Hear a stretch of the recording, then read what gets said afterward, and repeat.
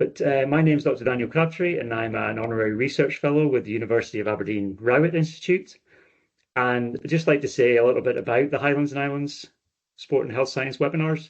So these were designed to facilitate knowledge sharing opportunities and to give people in the Scottish Highlands and Islands and further afield the opportunity to access expertise that they might be unable to access locally, possibly due to the region's proximity to areas that deliver sport and health science related events. So myself and Nydia, along with our colleague Gary Warren, formerly of Ross County Football Club, founded these just over a year ago.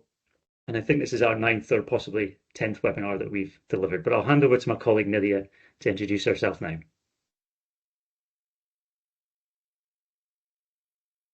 Thanks, Dan, and welcome to everyone. And yeah, we're very happy to have this initiative that, as Dan said, well, has that aim to share knowledge. And yeah, we have been very lucky to have wonderful speakers. And of course, we are very excited and looking forward to tonight's webinar about sustainability.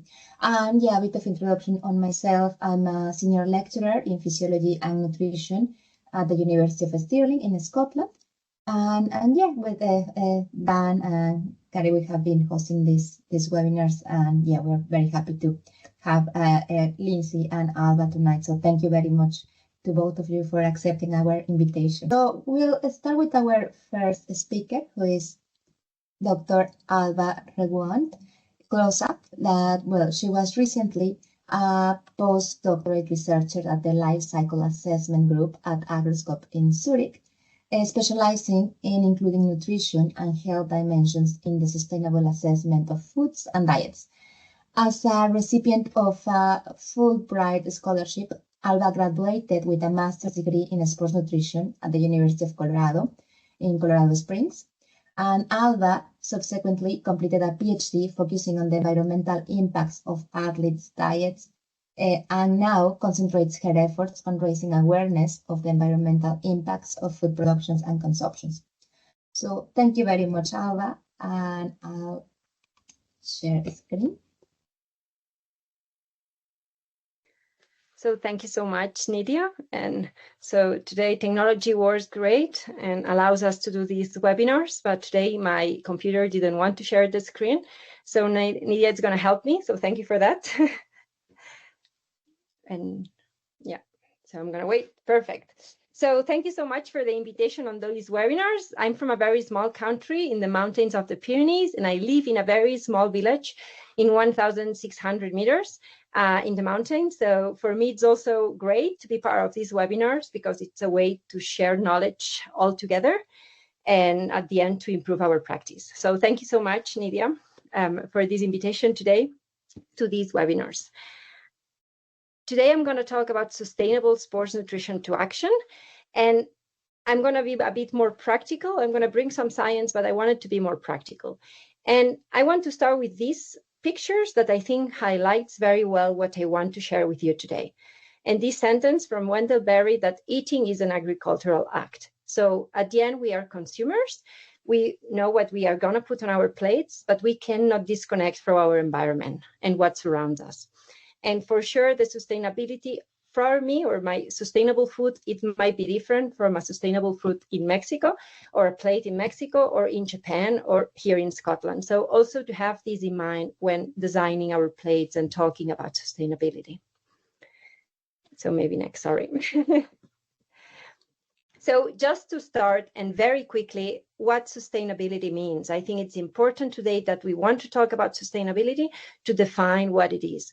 This is a very basic definition that we use quite a lot, that it's meeting the needs of the present generation without compromising the ability of future generations to meet their needs. We are not doing a very good job of doing that, I will say, but for sustainability, we talk about three main sections or three main dimensions of sustainability. So we have the part of society, so what involved in our society, sustainability, the economy, and the environmental sustainability. A lot of times when we talk about sustainability, we keep in mind these environmental aspects of sustainability, and we don't think so much about the other aspects.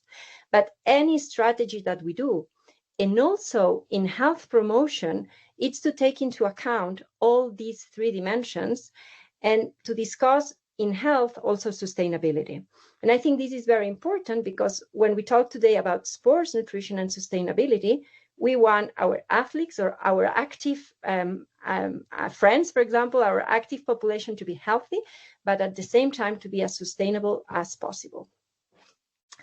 But today also we are not only talking about sustainability, maybe next, sorry. We talk about sustainable diets.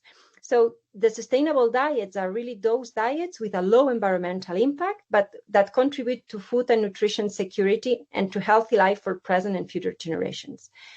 But I really like this picture that you see here. It's kind of a flower thing that really shows the complexity of what sustainable diets is. So sustainable diet has aspects of food and nutritional needs. So I'm a dietitian, so I want to have on the diet, all the nutrients that we really need. It's also about well-being and health. So the foods that I eat have to avoid any disease in my health, for example, or how I can prevent the disease from happening. It takes into account the environmental impacts of producing that food, whatever is greenhouse gas emissions, the water I use, the land I'm using, etc. But it also has an aspect of equity and fair trade. So who produced that food and how it was, for example, paid, which were their work conditions, all these things that sometimes we don't even know when we buy our food right from the supermarket. And then other aspects that we think or we hear a little bit about it, it's if it's local, if it's seasonal, for example, other aspects of food. And also this part of cultural or heritage part of food, So for example, for me today at dinner time, it might not be, culturally acceptable to have insects on my plate, but it might be acceptable in other parts of the world. So to be sustainable, sometimes we have to change a little bit our habits. There is an aspect of culture that we have to respect. However, I think we also have to take into account that what my grandma ate, it's a bit different than what I'm eating. So trends change quite rapidly in the food industry right now. So it's also to have this into account. So really, when we think about sustainable diets, it's very complex aspect. And I think this image now, we even make it a little broader, that image. It's not about what we put on our plate. It's also how we produce that food. And here we have a very, very extremely simplified image of food systems, but I think it's nice to have it. So we have how we produce that food. So which agricultural techniques are we using to produce that food? How is the distribution, the trade of that food around the different food chain? How do we consume that food? And what do we put on our plates? It's more a vegetarian diet, a vegan diet, a flexitarian diet, a plant-based, seasonal products, or whatever. And how we use the disposal and the food waste of that food. That is also a very important part. So you can see that each of these main 4 phases of the food chain also include a lot of different processes that we have to take into account. So it's a quite complex system that we are dealing with. It's not black and white a lot of times. So what is the environmental impact of food?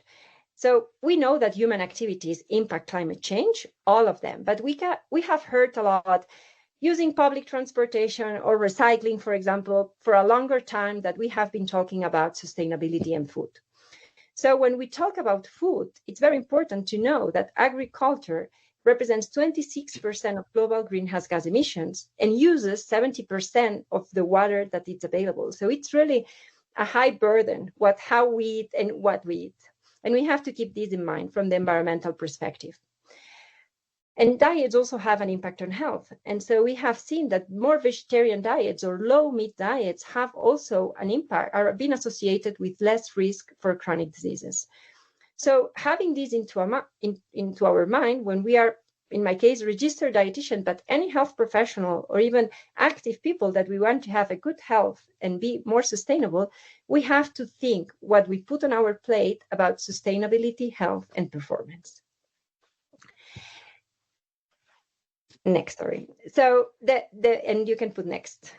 So the food has an impact on the environment and an impact also on health. And you can see that those foods that have a low environmental impact and also a positive impact on our health are generally those that are plant-based. And then when we go more to meat, and especially red meat, they have a high environmental impact, and some of them have been linked to some health effects, negative health effects. So having this into mind, we need to change how we eat, especially in westernized countries where we are heavy eat meaters and dairy meaters generally. Next, sorry. So why athletes should care about that? Athletes generally have a high energy and protein requirements than the general population, and our sports nutrition recommendations the last years have focused a lot on animal protein, and especially post-training, for example, for optimal recovery, we have focused a lot on dairy. And few studies have really examined plant-based diet sources of proteins in muscle recovery and especially in whole foods, because at the end, we do not eat one single food, we eat a lot of foods. And so we have a food matrix that we have to take into account. And I know this is very difficult to study sometimes, and that adds complexity. But I have to say that the last, I would say 5-6 years, there have been a growing research on plant-based diets and performance. So things are getting there, and we have now more and more research coming up. But it's important as athletes that we take this into account and as an active individual. So at the end, what we want, and maybe you can click all of them, Nidia, sorry. Yeah. So what we want at the end, it's having diets that have a higher nutrient density, but also a lower climate impact. And at the end, that also has a positive impact on our performance. So this is at the end what we want to accomplish. But the question now, I imagine, is how we do that. Maybe next. Exactly. And what can you do? So here, how I organized my presentation, it's kind of a more practical approach of practical examples. And I focus on the athlete, the registered dietitian or the health professional, and a little bit, the team or the association. And I have 3 goals for each of you. So I think it's a kind of easy to see. So for the athlete, the first goal will be mindful about what you put on your plate. So some years ago, with Dr. Nana Meyer doing my master's, I did the validation of the athlete's plate at the University of Colorado and the training center in United States. So this is the athlete's plates for some of you that are not familiar with these. And the athlete's plates are an easy tool to kind of read or understand that depending on your training load. So how you should eat if it's an easy training day, a moderate training day, or a hard training day. And we validated those, and we saw that for carbohydrates, fat, and fiber, they are positive. So they accomplish with the recommendations, but for proteins, they were higher. And when we checked the protein amounts, we saw that mainly from plant-based proteins, they have a higher they were very low compared to animal-based proteins. So we decided, let's analyze the environmental impact of the plates. And we did that next. So we did a life cycle assessment. This is a kind of a complex environmental methodology to measure the environmental impact of the diets. And maybe you can click next. And the idea of these is that we get kind of the environmental impact of the whole food chain, taking into account all the inputs and outputs to grow something. So if we imagine our plate of pasta, we need the wheat seed, to start off that we grow, and all the processes from growing to packaging to processing to distribution to cooking to waste that take into account to our plate of pasta. So maybe you can put that next. We did that for the athlete's plate, and we did a life cycle assessment of the plates. So this is kind of, as I said, I'm not going to go into details on the methodology. We're trying to capture for all the foods that we had on our plates, what was the environmental impact of that food. And what we got is that we analyzed 4 environmental categories: global warming potential, exercy, ecotoxicity, and eutrophication. You can see that in all cases, easy, moderate, and hard training. Sorry, no, go back. Yeah, here. You can see here that we have in red and in blue, it's the environmental impact of the contribution from meat and dairy that you can see it's almost half of the plate. So you can see that these 2 portions were very heavy on our plates. Sorry. And then except for ecotoxicity, that you can see the green part, it's bigger. This is because veggies, this is the portion of veggies, and veggies use a lot of pesticides for their production, which is what ecotoxicity counts for. It accounts for the impact on our health from the use of pesticides and herbicides. However, we did not consider between organic or conventional agriculture in our study that this could change our results. So just to show you that athletes should be very mindful what they put on their plates, because really it has an impact on the total environmental impact of the plates. So maybe next.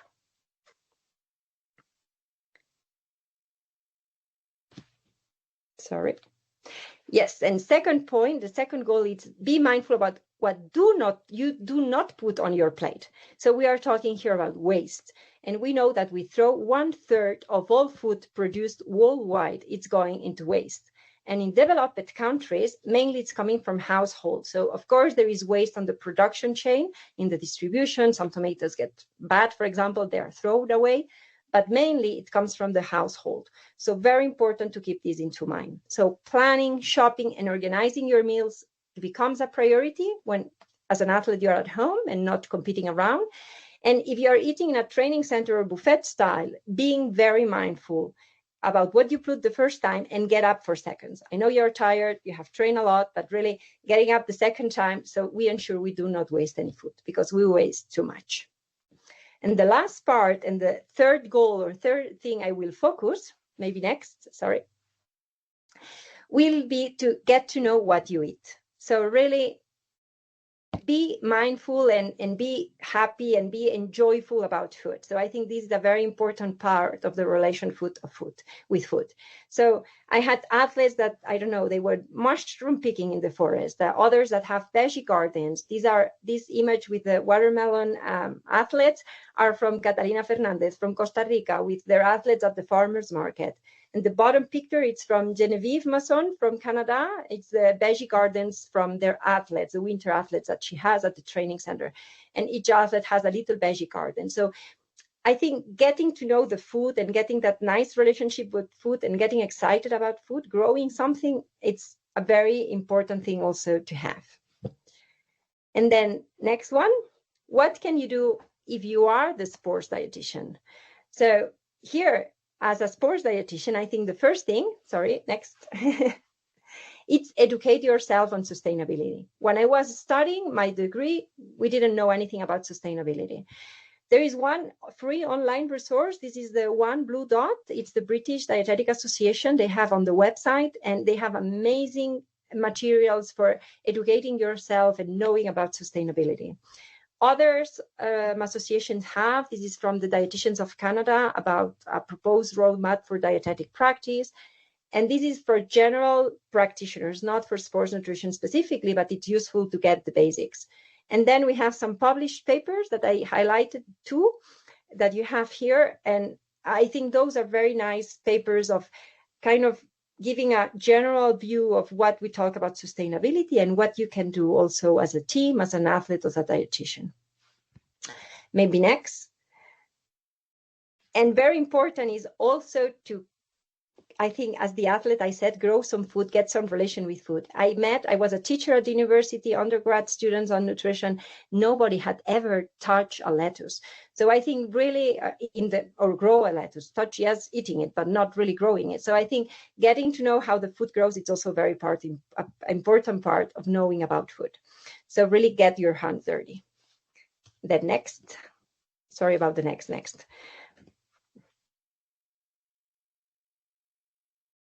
Yes, the second one will be to reduce animal protein on your meal plans.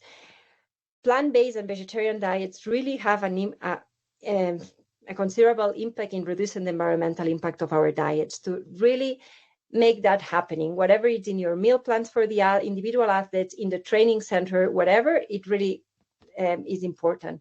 Sometimes it happens to me that maybe the athlete you have in front doesn't care about sustainability and it's not the topic to address at that moment.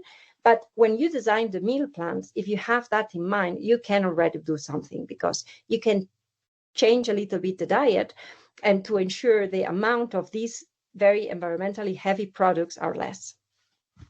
Then, of course, if you have athletes in plant-based diets or very strict plant-based diets or more flexitarian, be ensured to monitor micronutrients to avoid any deficiencies, ensure high quality of proteins from plant-based, and be very creative in the kitchen.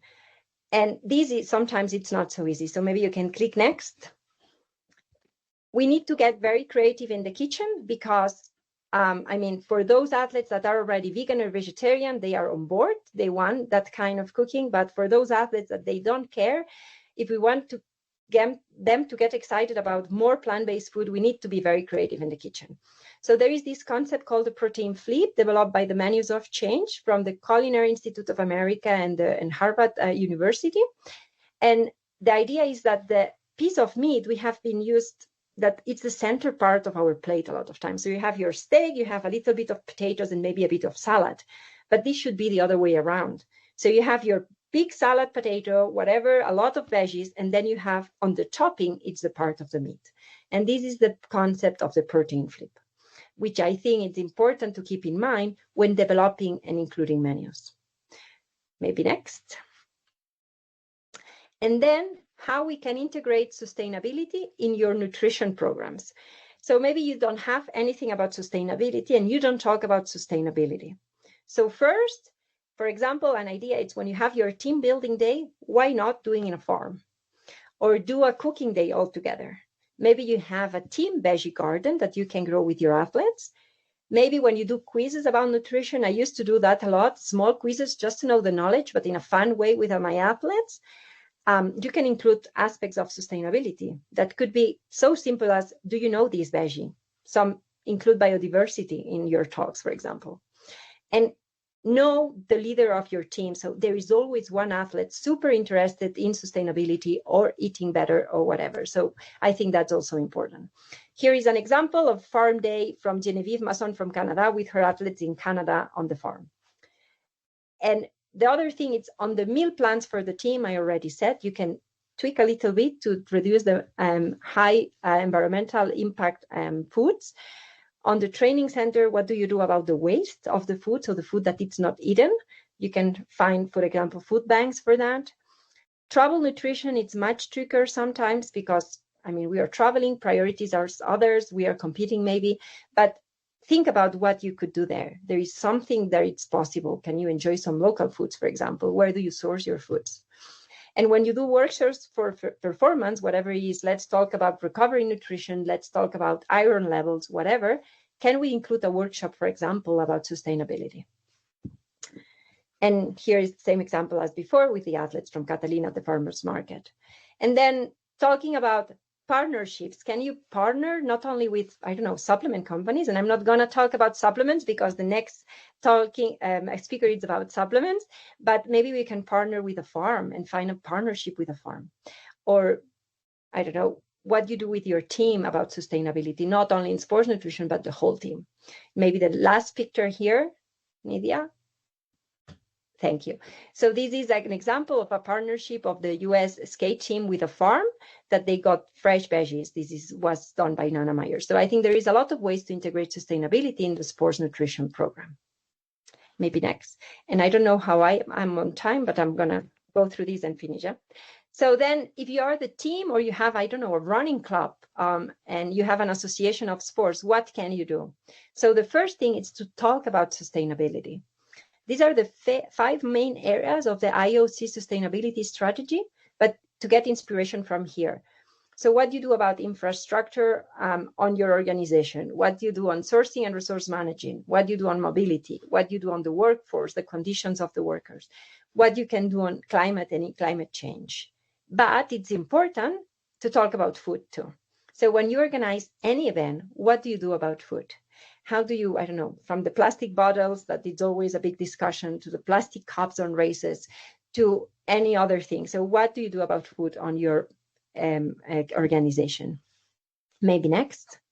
And I think it's very important that every event you organize matter.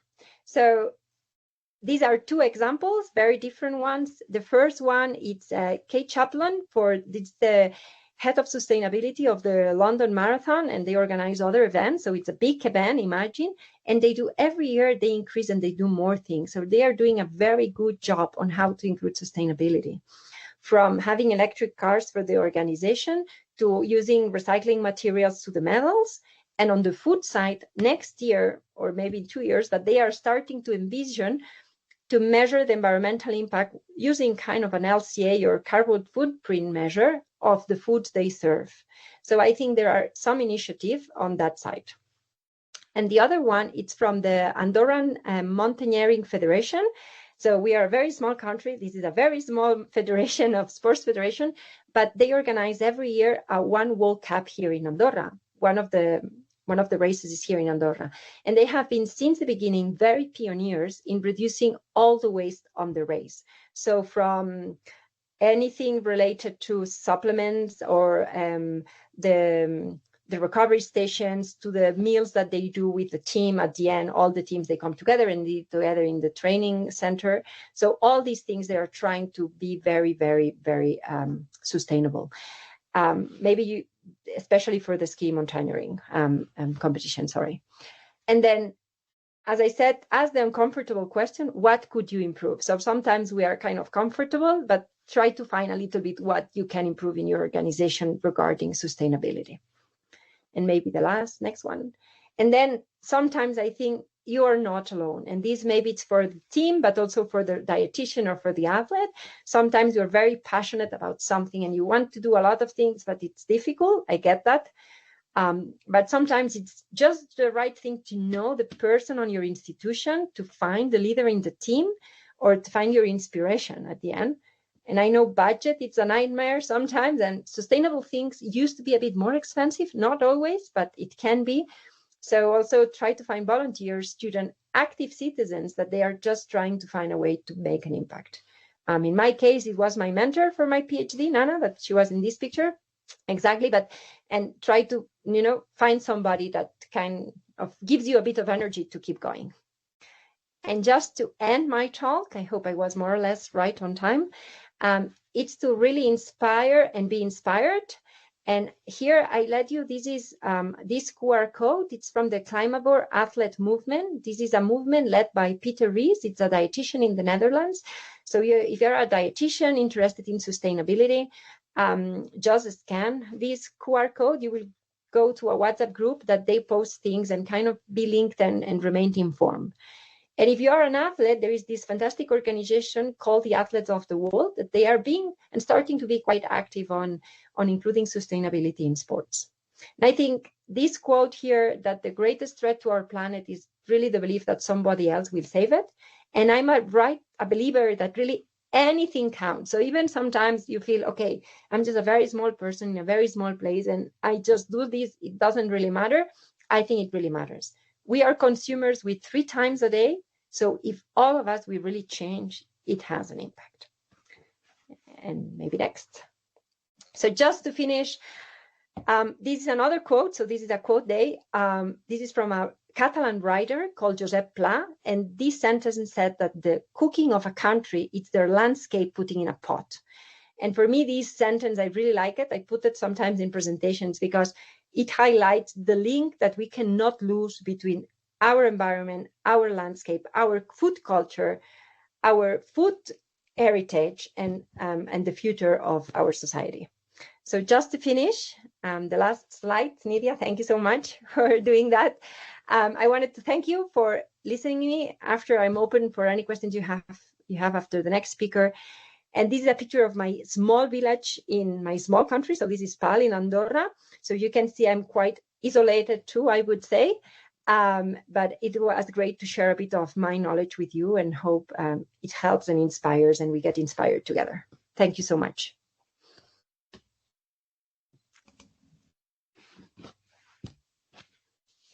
Thank you very much, Alba. That was great. Thank you very much. Really, really interesting. And yeah, apologies for the delay. I think there was some delay while changing the slides. Well, sorry about that, but no, it was great. Thank you very much. It was really, really important concepts. And I love that like we can do even if we think it's a little bit, we can all contribute. So thank you very much. And yeah, and as we discussed earlier, please, if you have any questions, you can either start typing them on the chat, and after Lindsay's presentation, we're going to go over the questions, and also, well, if you can indicate who the question is for, and I'll stop spotlighting you, Alba, and I'll spotlight Lindsay now.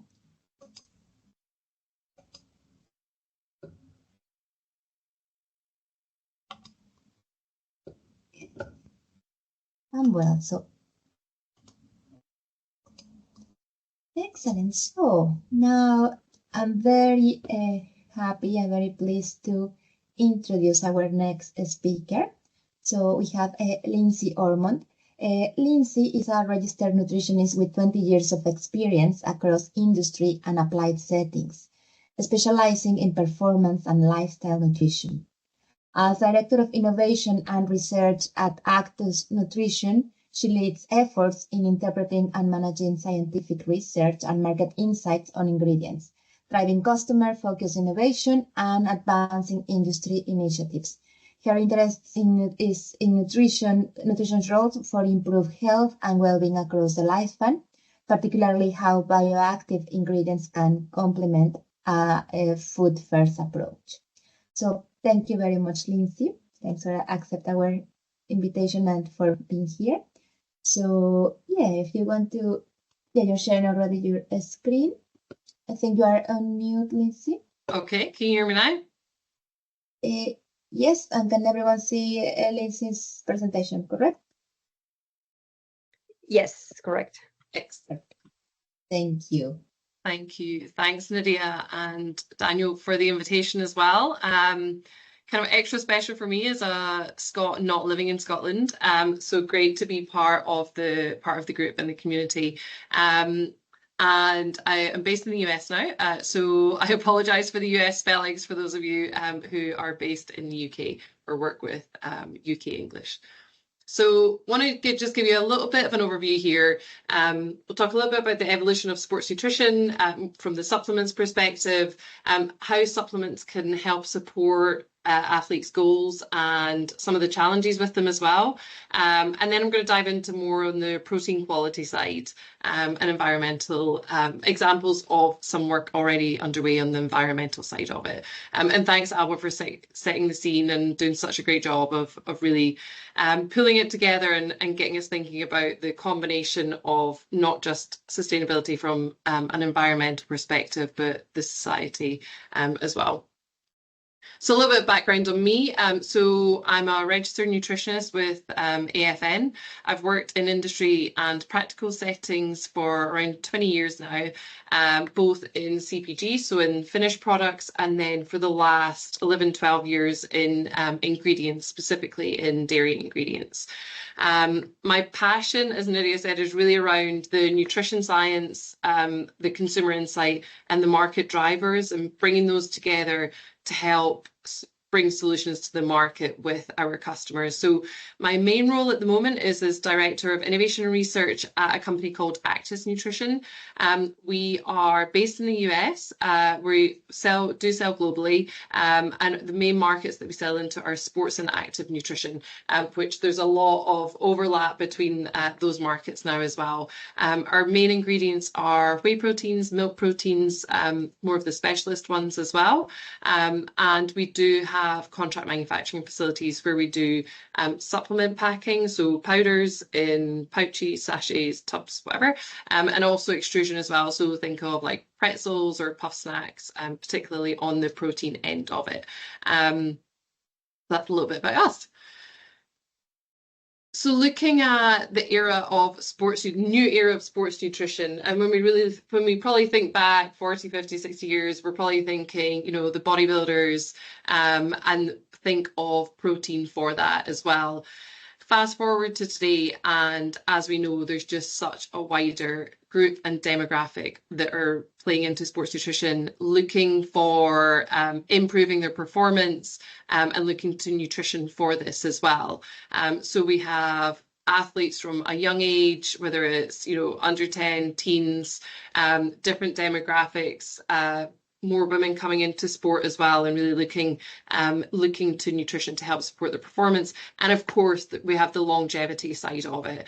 So how are we maintaining our healthy, active lifestyles, still competing, maintaining the lifestyles that we've had and that we want throughout our lifespan as well. So when we think about the products that go with this, or when we think about the old school, obviously we think of Arnie, the start of Gatorade, I think it was 60 years ago now, down in Florida.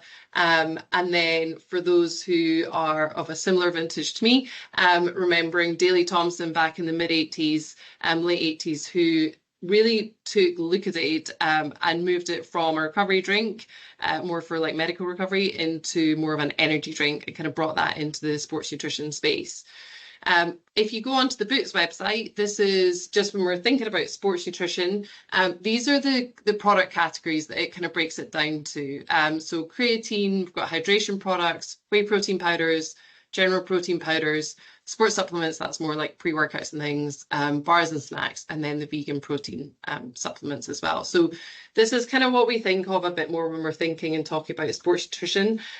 Active nutrition is sort of that all-encompassing term for where we see the products that we see in the market nowadays, more of like obviously seeing high protein everywhere, seeing creatine and energy drinks, energy as in caffeine rather than actual energy in terms of calories, creeping kind of everywhere. So these types of products are more of the sort of traditional sports nutrition ones.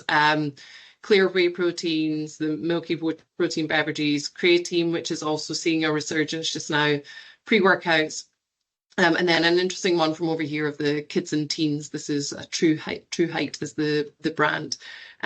So we're seeing more products coming out onto the market to reflect this growing demand. And why is this important? I mean, the supplements industry is expanding, and with that, as practitioners, as athletes ourselves, we need to kind of be cognizant of, okay, so which are the ones what are the products that are actually going to work for us, that are going to work for our athletes, and not every athlete is the same as well. And looking at what is the impact of each of those, and how can they play a role in our diet as well. So looking at the role of supplements in a healthy diet. So I will say, particularly being a nutritionist, I am always a food first approach. Supplements are there to do just that for the diet, and they're not there as a substitute for it. But there are some benefits to them. So one is convenience. So of course you can have it in your cupboard or your pantry, and it's there ready for you when you need it.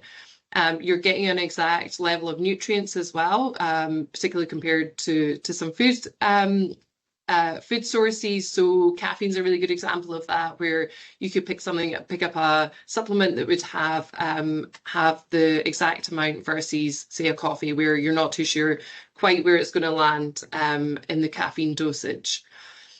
They can definitely help with filling nutrient gaps, particularly where there are nutrient shortfalls. For example, if there are restricted diets, or at a particular for particular age groups as well, so can definitely help to fill the nutrient gaps there. On the environmental sustainability side, they have a long shelf life. So if you're looking at a protein powder, for example, you're talking 2 years shelf life for that. So instead of worrying about the fresh protein source going off in the fridge, if you're not able to cook it, you can have this there often as a backup, to make sure that you can still meet your nutrient needs, without having to look at the best before the use by date. So works quite well as a backup for that.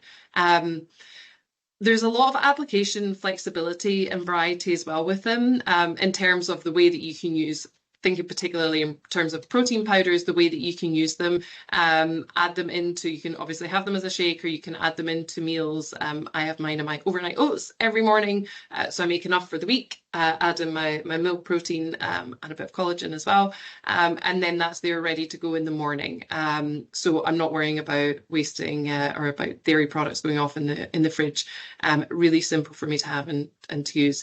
And then timing and appetite as well. So as we know, kind of playing into the convenience part, but they're definitely either after a heavy training session, or if it's for pre-sleep feed, you don't necessarily want to have or can have a big meal or a lot of food. So definitely can help from a timing perspective, and when appetites are reduced as well.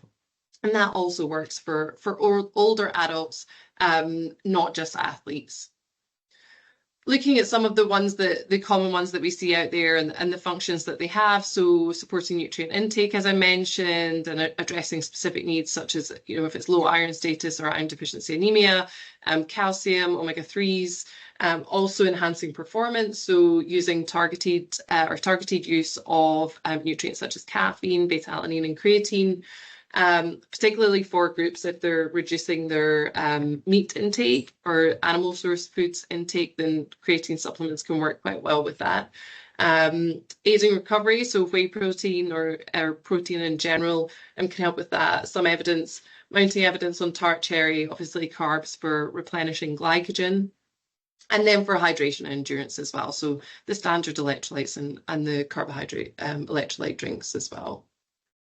But of course, there are some challenges that come with them as well. So sometimes it takes a while to find the flavor that you like on certain ones. And so hopefully you're not going through too many products until you get to that. If you do only have one or two products, you might get there might be a bit of monotony with the flavor. If you only have one, a bit of flavor fatigue with that. Sometimes they just get pushed to the back of the cupboard. And this can be either with a multivit or iron supplements or creatine or protein powders. So it's trying to work them in to be part of your routine. When you've identified the ones that are going to work for your athlete or for you, how do you then make them accessible and front of mind every day? So for me, I put them next to the kettle because I know in the morning I'm going to go, first thing I do is make a cup of tea. And so I have them there, and that's how I know that I'm going to use them. Or I have it into my breakfast every day. So it's how to work it in so they're not going to, your athletes aren't going to forget it as well. The application flexibility can also mean that it can be a bit daunting. Okay, so how do I use this? Where are the recipes? What are the recipes? How can I apply this into my daily diet as well? So trying to help kind of narrow it down a bit, where you've got maybe 3-5 choices and that you and your athletes will stick to helps. We know what the market's like now, particularly in the US. There are a lot of products out there. So how do we get past the TikTokers and the influencers that are shouting about all of the new supplements to really hone in on the ones that are working? And that plays into the noise versus science. So for the practitioners amongst us, that's where your role really comes into its own, to help the athletes navigate, okay, I've seen this athlete's talking about this influencer's talking about this, but this is where the science is, and this is for you what's going to work. Some ways to combat this as well. So in terms of flavor fatigue or not liking the flavor, trying things, so go for smaller pack sizes, try sample packs, or try to sample beforehand if you can. Or choose a standard flavor, maybe rather than one that's kind of a way out there wacky one to start off with. You can also, once you've figured out which one you like, an unflavored one also works really well for adding it into different formats. So it's unflavored that I tend to use in my overnight oats, for example, but also for if you're using it in recipes or in cooking, then unflavored ones can really make the difference, and you're not getting too much of if it's a slightly sweeter flavor as well. As I mentioned, application flexibility, really hone in for your athletes a few recipes that they could use them in, and easy practical ways that they can bring this into their everyday diet as well. And really focusing on which nutrients are important for them. So it's not everyone should be taking everything. It's really looking at their overall diet, where are the gaps going to be, and particularly over the course of the day. How are they going to hit their nutrient targets over the course of the day? For example, pre-sleep feeding has been shown to not influence fat metabolism or overall metabolism beneficially.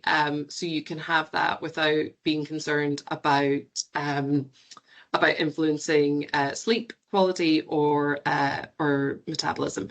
And that one has been identified, particularly researchers down in Florida, as being a good opportunity for meeting protein requirements if it's athletes that are falling short in that throughout the day. So as you will all probably know, so the proteins that are in milk, we have 80% of it is casein and 20% of it's whey. So when you make cheese, the casein goes into the cheese, and then you get a liquid byproduct, which is called whey, but for this purpose, liquid whey. Within that liquid whey, you have the whey protein, which includes all of the bioactive fractions that are part of that whey protein, such as IgG, lactoferrin. And then there are the fats, which include the phospholipids, such as phosphatidylserine, phosphatidylcholine, minerals as well. So the milk minerals go in there mainly, and then lactose as well. And then we utilize different filtration methods to filter out the whey protein, and that is what is then used in the finished products. So when looking at whey protein in particular, I really feel like it's one of the original sustainability stories. So we took a byproduct of cheese production that used to get sprayed on fields or fed to animals, and then we've identified a lot of the great nutrients that are within that, and now it's a really high quality nutrition source for many around the world. So, for example, it helps for infant formula to better match mother's milk. Of course, breastfeeding is best, and we support WHO recommendations on that. But whey protein has helped to make more sophisticated infant formulas for better outcomes. Medical nutrition as well helps support critical nutritional needs, such as in enteral nutrition and PKU nutrition. Of course, supporting athletes and weight management requirements in the general population with high quality protein offerings, and then also helping to maintain muscle mass in older adults with reduced appetite. So it's one where we've really managed to turn a byproduct into a really nutritionally valuable ingredient and product for millions of people.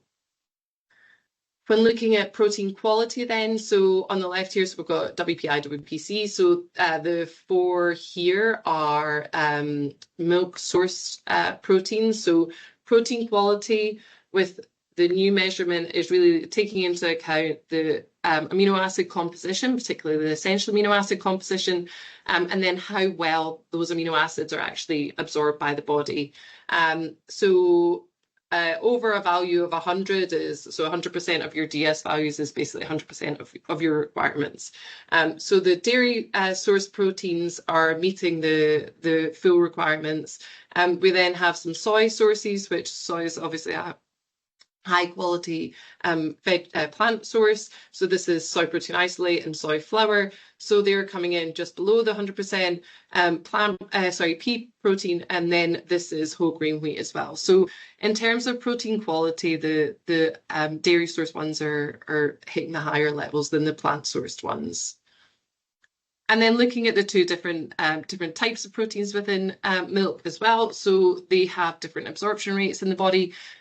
So this is the appearance in the plasma for phenylalanine, so one of the amino acids. But whey peaks a lot earlier than casein does. So hence you get the fast and slow absorptions with the different milk proteins. When looking at more of the essential and branched chain amino acid content, so whey is renowned for its high leucine content, being the highest dietary source of it. So you can see here for whey versus milk, casein. So milk would be the combination of casein and whey. Pea protein and brown rice. So leucine content is higher. The BCA content is higher, and the essential amino acid content is higher. So basically you're getting kind of more bang for your nutritional buck on it. In this paper, they looked at if you were to match for 25 grams of protein from whey, the amount of raw material that you would need and the amount of protein that you would get to match for either for leucine or essential amino acids. So in terms of, so if we let's take, for example, pea protein, if you want to match for the leucine level, you can have 25 grams of whey, or it's 38 grams of protein from pea, and that leads to 48 grams of raw material. So that's just where it's thinking about, yes, you can meet your amino acid needs, get the leucine level, You just need to eat more overall to get there and to do that, no matter what the plant protein source is. And of course, you can tie up plant protein sources to give complementary amino acid profiles and get there with two different ones as well. When looking at more kind of food sources of it, so again, this was 25 grams of protein, so a scoop of WPI, you've got this versus chicken, skim milk, eggs, black beans, peanut butter, or oatmeal. Down the bottom here, you can see the total calorie content. Because we don't eat nutrients, we eat food. Total calorie content, it'll give you the leucine content and the essential amino acids as well. So for 25 grams of protein, you're getting various amounts of total calories, and then the various amounts of leucine and essential amino acids to go with that. So really leading into more of the nutritional bang for your buck with the higher quality proteins. And this was a really interesting paper where they looked at this was the global warming potential, so looking at greenhouse gas emissions, I believe, or CO2, CO2 equivalent, and they matched up protein quality with the greenhouse gas emissions for different protein sources. I did notice that grasshopper was on here, to Alba's point earlier about insects. But you can see here whey protein, when you bring in the protein quality side of it, its environmental footprint is drastically reduced versus some of the other protein sources. So whether it's beans, bread, potatoes, not that you necessarily think of those, lentils, chickpeas. So it's reducing that once you bring in protein quality. And there's a lot already going on across most industries, but particularly in the dairy industry as well, is kind of the one that I'm sort of closest to. So both the UK and the US dairy industries have committed to being net zero by 2050. A lot of work is already underway. It includes greenhouse gas neutrality, water usage, recycling, energy management, manure management. So a lot has already gone on. There are significantly fewer cows in the US now than there were back in 1950. So there were 22 million dairy cows back then. And now we're down to around 9 million. But through increased efficiency, reduced wastage, increased food safety, improved animal welfare, we're seeing that we're getting more milk for that because we're not wasting as much. We're able to collect more and utilize it more. Feed strategies are also happening to help reduce the amount of methane emissions that cows are actually producing as well. So we're not involved in that side of it. And I have some links at the end if you're interested in finding out more about what the dairy industry is doing to reduce our overall environmental footprint. So just to give you a bit of an example for what a company like Actis would do or are doing. So we're doing mapping just now. We've had this project going on the last couple of years, mapping out our environmental footprint, working with our farmers as well, or the farms that we partner with, and the cheesemakers as well, to figure out, okay, where are all of our carbon emissions and where can we reduce them? So we've already taken some steps on that. This was in 2023 because it was last year's CSR report. We recycled 271 million gallons of water as well. So we are taking a lot of steps and continuing on. Just a really good example, there were a group of, we have one of our main manufacturing sites is over in Wisconsin, and we identified a number of cheesemakers there that they weren't doing anything with their whey. So we acquired another site that was close to them all, retrofitted it so as we could remove their whey from the waste system, process it, and we through doing that rather than sending it to our main site, we managed to reduce our emissions. So we took a lot of trucks off the road. So it was 240,000 fewer truck miles, which was 47,000 gallons of diesel that we saved, so 486 metric tons of carbon avoided.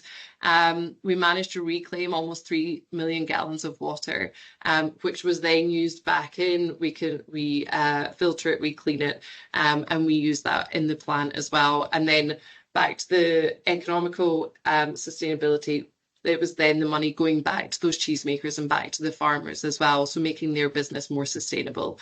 And through that was £53,000. And I'm sorry, I normally work in kilos.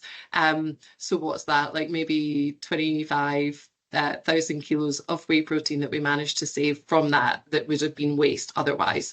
So just to say, there is a lot going on behind the scenes, and we all want to reduce our environmental footprint as much as possible.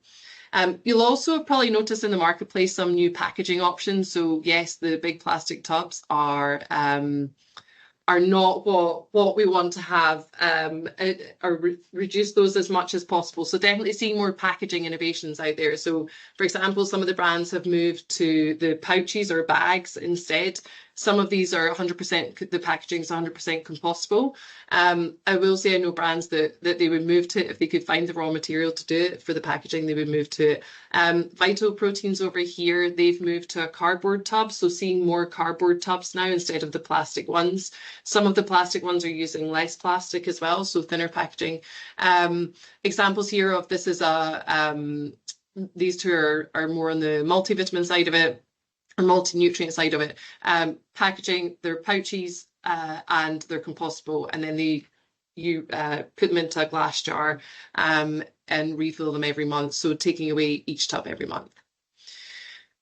So just a quick summary. So supplements, they complement the diet and they can help us achieve overall optimal nutrient intake, often in smaller volumes of food or liquid than would be from a food source. Definitely is all about a food first approach though. They have a long shelf life, and convenient formats help us to reduce waste, especially for busy schedules or particularly during travel as well. Whey protein is a great example of utilizing high quality nutrients in a byproduct to help support nutrition needs across the life cycle. And industry's really taken many steps to reduce environmental footprint so far and continues to do so. It's one of the key priorities for us. Some practical points. So definitely food first approach, supplements second. Always start with that balanced diet and go for the supplements that are going to help the individual athlete or person, friend. Use the supplements with a purpose, tailored to the age and the level as well. So what a pro athlete needs might not be the same as what a recreational athlete needs. Work them into your daily routine. That'll help to reduce the wastage. Definitely try smaller sample sizes or smaller pack sizes if you can, until you find the ones that you want, and get them into the daily routine so they're not just sitting in the back of the cupboard and getting thrown out in 3 years' time. And I think that is, yeah, I've got a few resources here, which I think we're sending the slides around anyway, just of different advice on supplements, and then some on the dairy industry as well if you're interested in that.